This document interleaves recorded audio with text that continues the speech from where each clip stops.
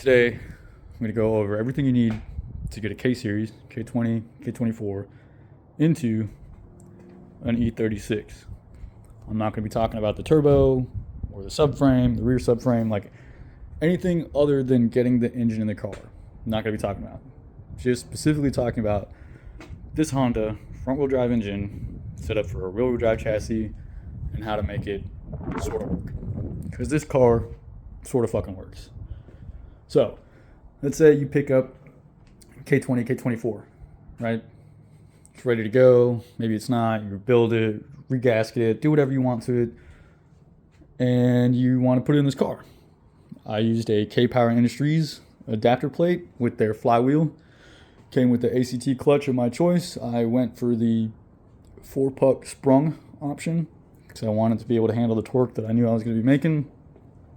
And just with that right there, you can take a K-Series and bolt it to a ZF or a Getrag transmission. Now, you think you're ready to put it in the car. I used 625 inks motor mount arms. You can see that one right there. It's really wild. It has to do that big old curve to get around the steering shaft. This one's a little more subtle, pretty simple. It comes with rev shift motor mounts, I think 95 polyurethane, poly whatever the fuck it is. Not sure.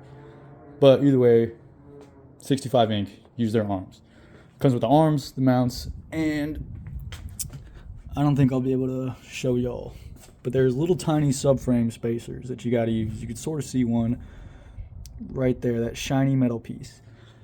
So what you do is you unbolt your front subframe and you put these little spacers in, and it will drop your subframe, I'd say about an inch, for anybody that's not using US's measurement system of nonsense. I don't know what that is in millimeters or centimeters. I'm really sorry.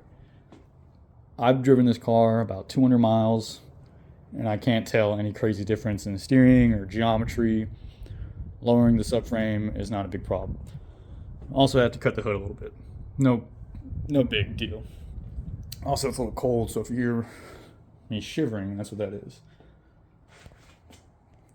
So now you have a K24 with arms, bolted to a ZF transmission, Getrag, whatever the fuck it is, an E36 transmission, I should say, and you're ready to put it in the car. I'd recommend you don't just yet. The reason I say that is because of your cooling system. I went with Touge Factory, TF Works, whoever the fuck they are. Their rear-wheel drive cooling setup for S13s and S14s. Says it fits E30s with some modification. E36 not that far off. You see I made really shitty brackets. Holds the radiator from the top. There's a shittier one on the bottom. I'm not even going to show you. But the point is, that came with the kit. It's a Koyo Rad. Comes with the hoses, upper and lower. I'm using a different lower because I went through some silly shit. And that piece right there is why I say to do this before you put it in the car. Because it is way back at the back of the head. And no matter what side you're coming it from, I just don't see that being possible to do before you have it in the car. So get your cooling setup ready and do your steering shaft. Factory E36 steering shaft is obnoxious, but you can see I have the Sicky slim shaft. 65 Inc recommends the E46 one. I use the E36 one, and I haven't had any issues. So now you have your motor mounts, your arms ready to go, the fucking cooling system is ready to go, transmission and engine are one piece, ready to slip in. And you can do that. You can throw it in there, and now you have a K24 and a BMW manual transmission sitting in this car under its own weight. You're not supporting it at all. It's there. Now, what parts you decide to use after that is completely up to you. I'm going to talk about what I used. For the engine setup, I used, this is originally a K24A, so I had to buy a usdm water pump housing. So it's a factory K24 water pump with a factory alternator that is an EP3 idler pulley and the factory tensioner. that clears this Kpowerindustries intake manifold perfectly. And now your pulley setup is complete. I'm not running power steering or AC. I'm sure there's a way to do it. I'm just not doing it. Back to this intake manifold, Kpowerindustries, like I said. It's set up for a B series throttle body, which they make. It's this one right here. You can get an adapter to run a K series TPS, which I did. And the wheel on the throttle body, also a Kpowerindustries throttle body. I don't know if I mentioned that, but anyways, it's all one company. The wheel is for an E30. I think it says like large diameter on their website, but it fits the E36 throttle cable perfectly. So now you have your intake manifold with throttle body, all your pulleys. Let's move over to the exhaust side. 65 Inc. says that a rear-wheel drive K-swap S2000 header works with a little bit of modification. I would imagine that it does. As you can see, I have a turbo manifold, so I don't really know.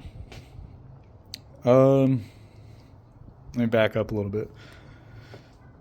Intake, pulleys, exhaust. All right, next thing we're going to talk about is fuel.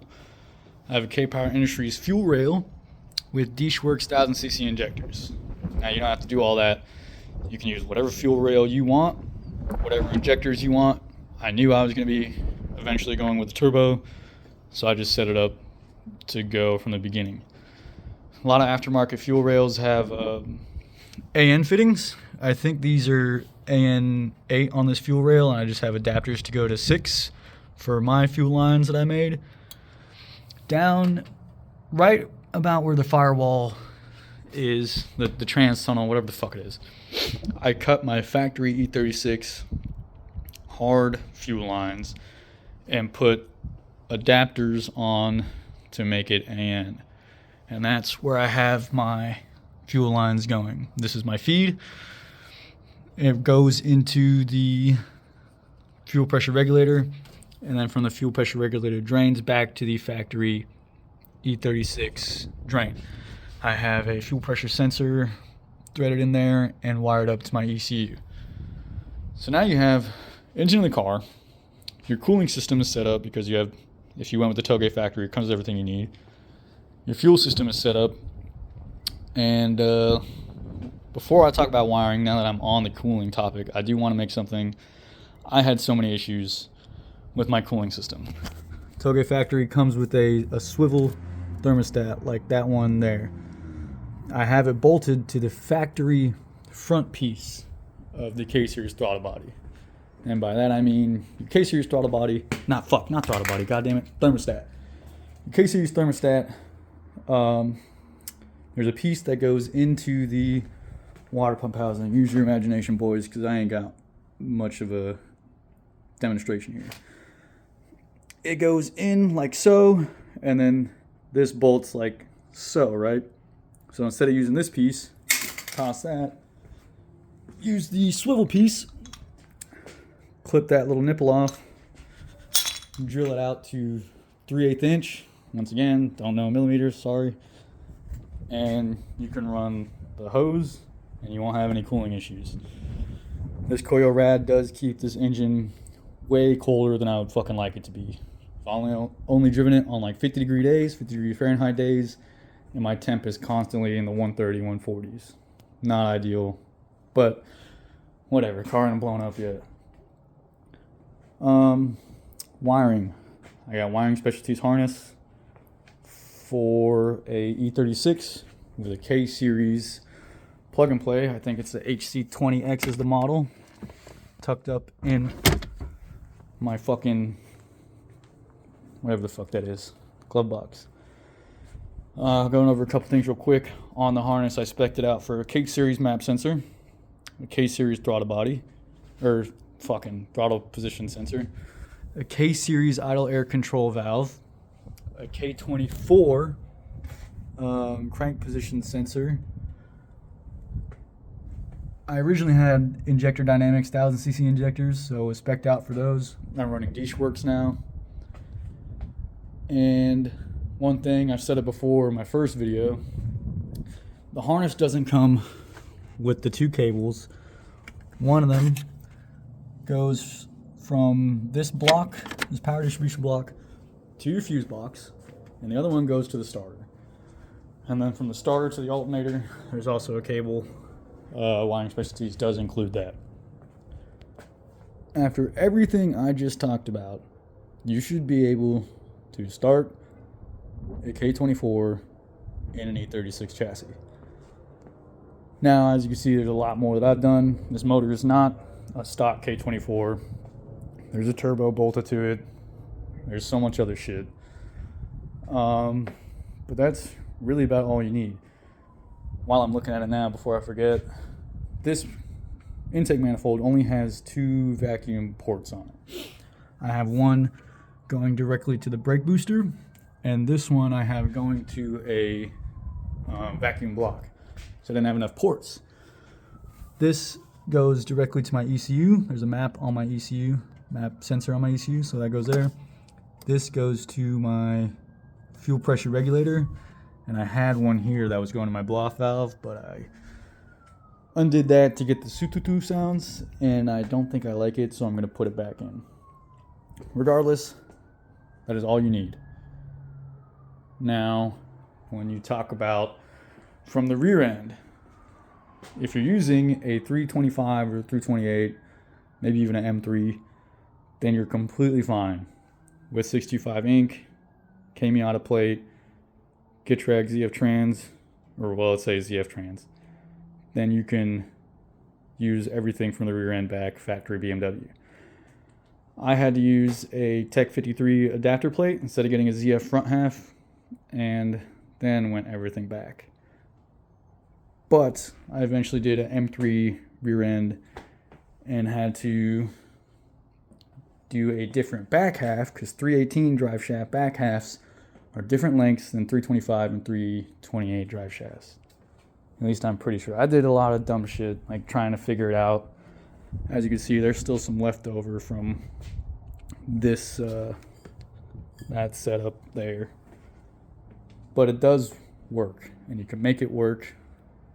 Like I said, there's plenty of ways to go about this. If you have any questions, you can feel free to hit me up.